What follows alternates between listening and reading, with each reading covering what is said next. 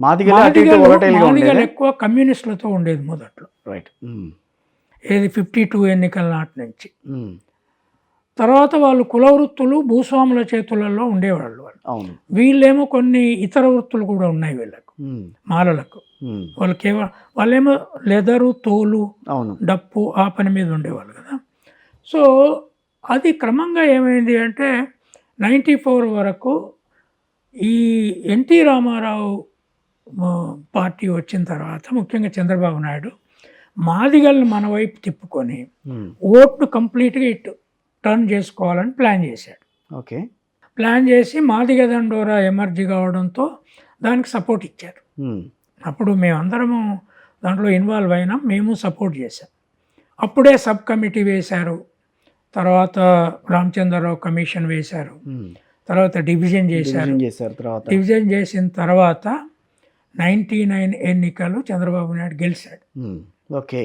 గెలిచాడు, మాదిగలు సాలిడ్ కొట్టేశారు, ఎందుకంటే రిజర్వేషన్ డివైడ్ చేశాడు కదా. ఇప్పుడు బీజేపీకి ఆ ప్లాన్ ఉంది, మాదిగల్ని మన వైపు తిప్పుకోవాలి తెలంగాణలో, బీసీలు ఎట్లాగో ముఖ్యమంత్రి అంటున్నామని. ఉండొచ్చు, తప్పులేదు, రాజకీయ పార్టీలకు స్ట్రాటజీలు ఉండడం తప్పు కాదు. But the point is this is not one Telangana issue, reservation division అని. సుప్రీంకోర్టు జడ్జిమెంట్ తర్వాత it became a national issue. తర్వాత ప్రధానమంత్రి ఇక్కడికి వచ్చి ఏకకుల మీటింగ్ పెట్టిన తర్వాత Krishna Madiga and his network are part of BJP. దాంట్లో రెండో ఇష్యూ కనపడట్లేదు. ఎందుకంటే ఎన్నికల్లో కూడా వాళ్ళు అటే ప్రచారం చేశారు.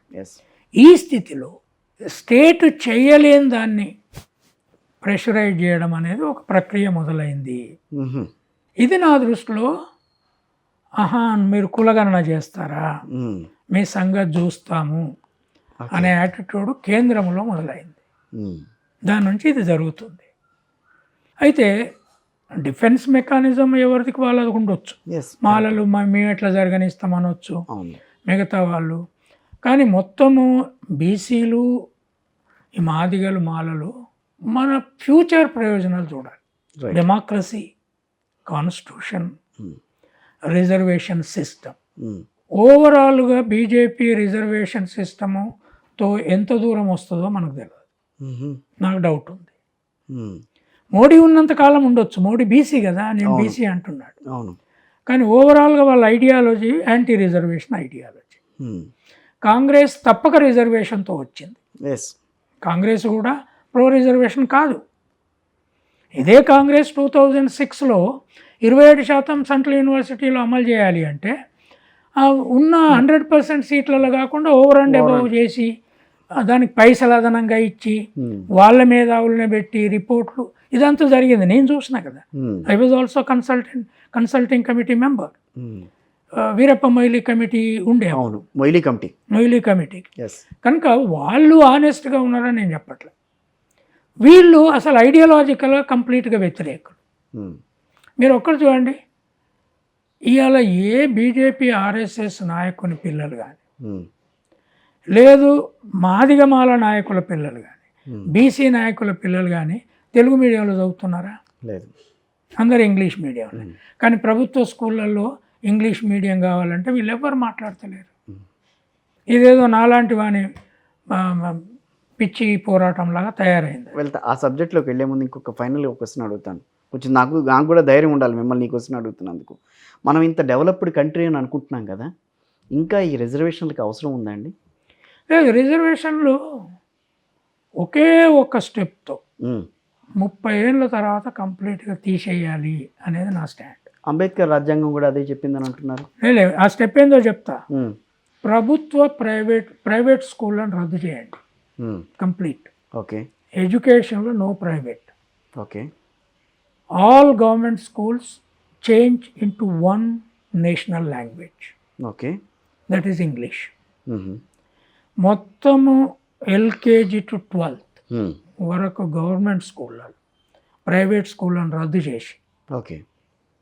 అంటే మీరు ఇంకో ప్రశ్న ఎప్పుడు అడగరు, ఎందుకంటే చాలా కన్వీనియంట్. అంబానీ స్కూళ్ళు పెడుతున్నాడు, అదానీ పెడుతున్నాడు, తర్వాత మొత్తము కమ్మలు పెడుతున్నారు, సరే. రెడ్లు పెడుతున్నారు ప్రైవేట్ స్కూళ్ళు. అక్కడ ఇంగ్లీష్ మీడియం వద్దని మొన్న విజయవాడ మీటింగ్లో ఫార్మర్ చీఫ్ జస్టిస్ అడిగాడా? లేదు. వాటికి వెళ్ళి ఓపెన్ చేసి వస్తున్నారు ఆ స్కూళ్ళను. ఇనాగరల్ స్పీచెస్ ఇస్తున్నారు, వాటి యాన్యువల్ స్పీచెస్ ఇస్తున్నారు ప్రైవేట్ స్కూళ్ళలో. ప్రభుత్వ పిల్లలలో దాంట్లో ఆదివాసులు, దళితులు, బీసీలు ఉంటారు కనుక అక్కడ ఇంగ్లీష్ మీడియం వస్తే తెలుగు భాష చచ్చిపోవును, దీన్ని కాపాడవలను మనము అని పెద్ద ఉపన్యాసాలు కొడుతున్నాయి. ఎందుకు? మొత్తం స్కూళ్ళలో ప్రైవేట్ స్కూళ్ళను రద్దు చేయండి, English only government sector education నడపండి, నేషనల్ లెవెల్లో ఇంగ్లీష్ మీడియం ఒకటే పెట్టండి, డిగ్నిటీ ఆఫ్ లేబర్ సిలబస్, చెప్పు చేయడం మీద పాఠాలు, కుండలు చేయడం మీద పాఠాలు. అరే మీరు జిమ్మీ కార్టర్ లైఫ్ చూడండి. ఆయన వాళ్ళ ఫాదరు షూస్ వేసాడు, గ్రౌండ్ నట్ వేరుశనక్కాయలు పీకేవాళ్ళు, ఆయన పీకే రైతు, వేరుశనక్కాయల రైతు ఆయన, వేరుశనగలు అమ్మాడు జిమ్మీ కార్టర్. తర్వాత ఇండ్లు కట్టేవాడు. ప్రెసిడెంట్ అయిపోయాక